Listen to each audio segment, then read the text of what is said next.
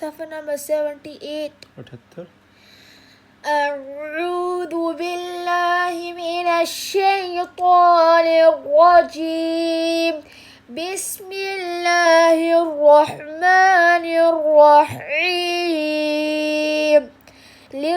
للرجال نصيب مما ترك الوالدان والأقربون وللنساء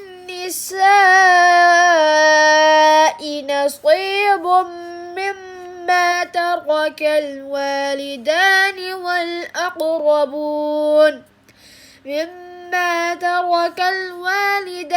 والأقربون مما قل منه أو كثر نصيبا مفروضا. وإذا حضر القسمة أولو القربى واليتامى والمساكين فارزقوهم منه وقولوا لهم قولا معروفا. وليخشى الذين لو تركوا من خلفهم ذرية ضعافا خافوا عليهم فليتقوا الله وليقولوا قولا سديدا. إن الذين يأكلون أموال اليتامى ظلما إنما يأكلون في بطونهم نارا وسيصلون سعيرا.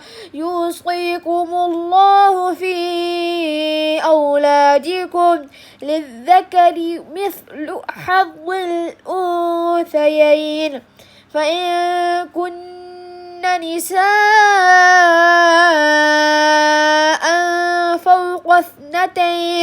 فوق اثنتين فلهن ثلثا ما ترك.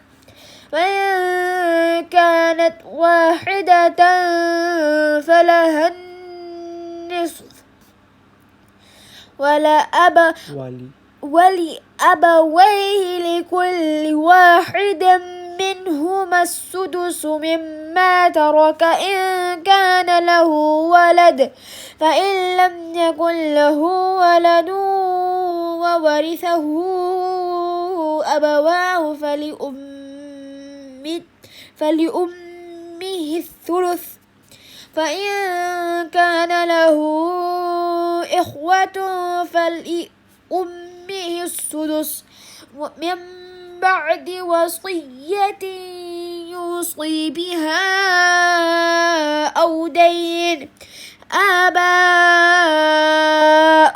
وأبناؤكم لا تدرون أيهم أقرب لكم نفعا فريضة من الله إن الله كان عليما حكيما. صدق الله العظيم.